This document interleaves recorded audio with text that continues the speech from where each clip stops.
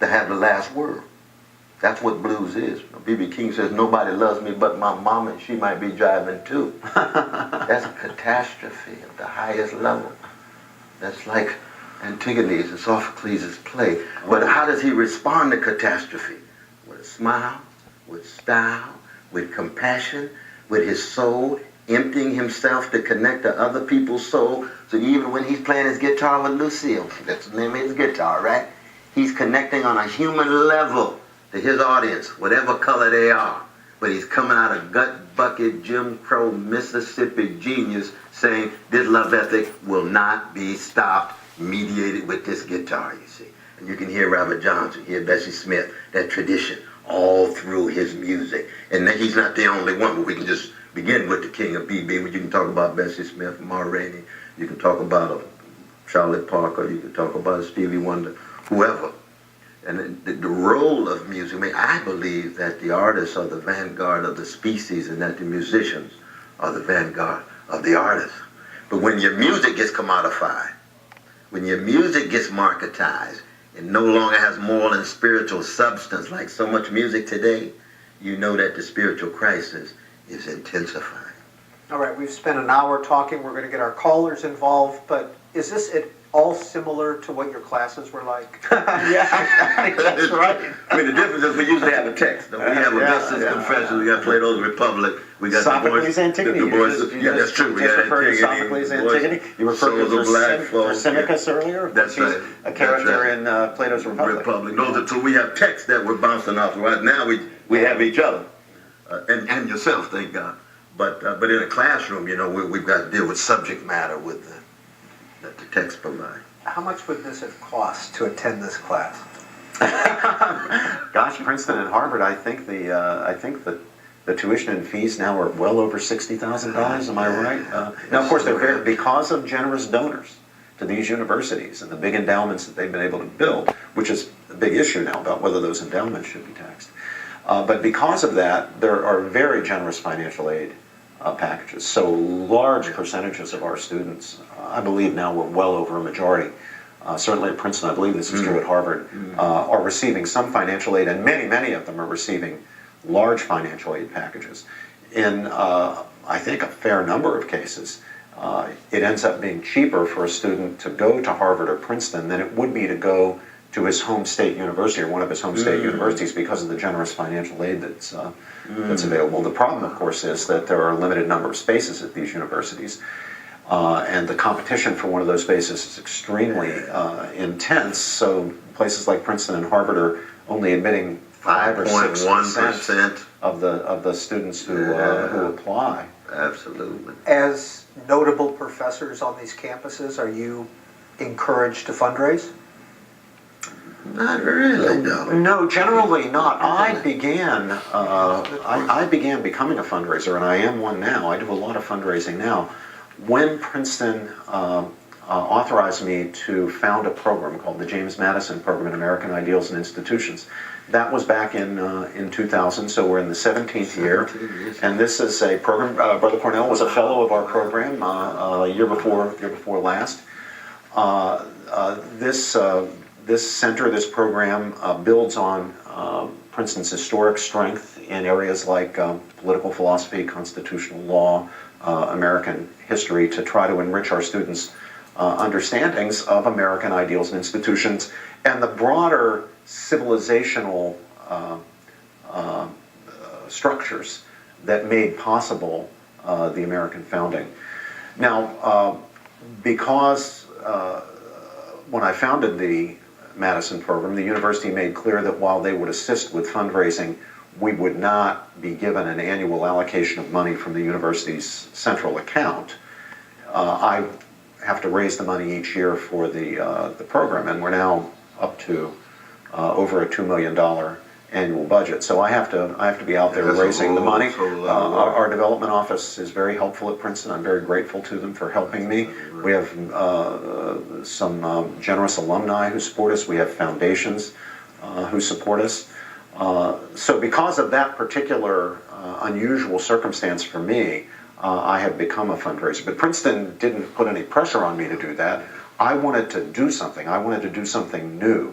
I wanted to introduce as a model, I hope for other universities, a program that would enrich our students' understanding of basic American constitutional and moral principles, and that ended up making me a fundraiser.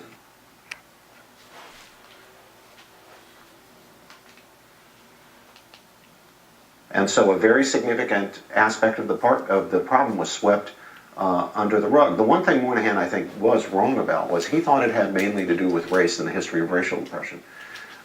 We now know that that is too simplistic an account, because we're seeing the same effects happening where the family has broken down for similar cultural, largely cultural reasons in white working class communities and in Appalachia and in other rural areas. Now, we can make the mistake also of imagining that it's only culture, that economics has nothing to do with it, that other factors, including racism, has nothing to do with it. That would be a mistake too.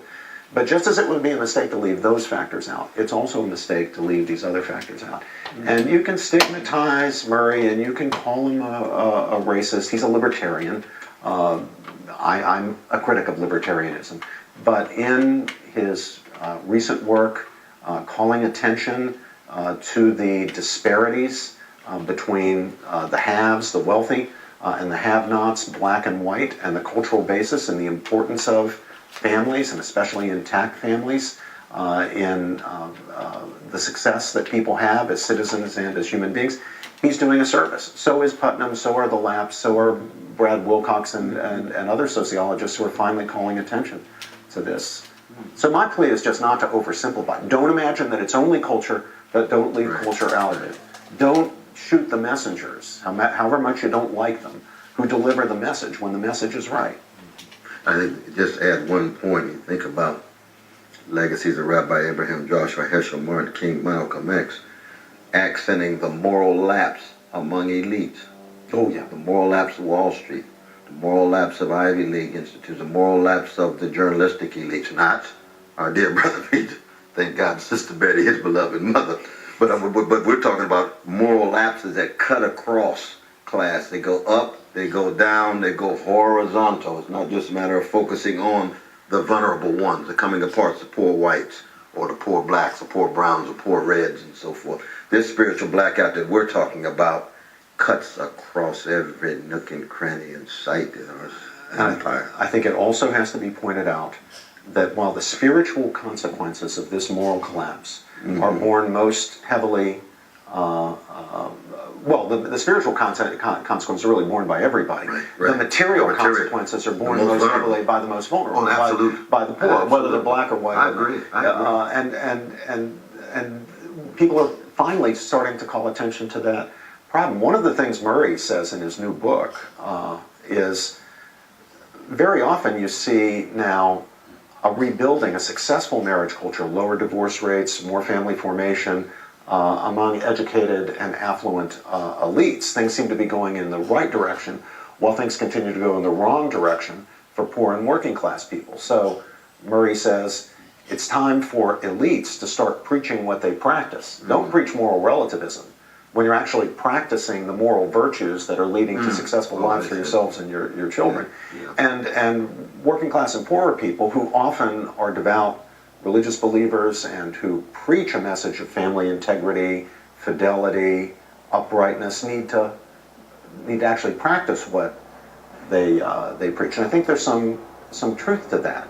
I think we need to call really on everybody to lead the kinds of lives that will not only produce spiritual value, but also make them materially better off. From Robert George's book, Conscience and Its Enemies, Professor West, he writes, "The two greatest institutions for lifting people out of poverty and enabling them to live in dignity are the market economy and the institution of marriage. These two stand or fall together." Yeah, now, I'm not sure that I certainly would acknowledge the importance of those two, very much so.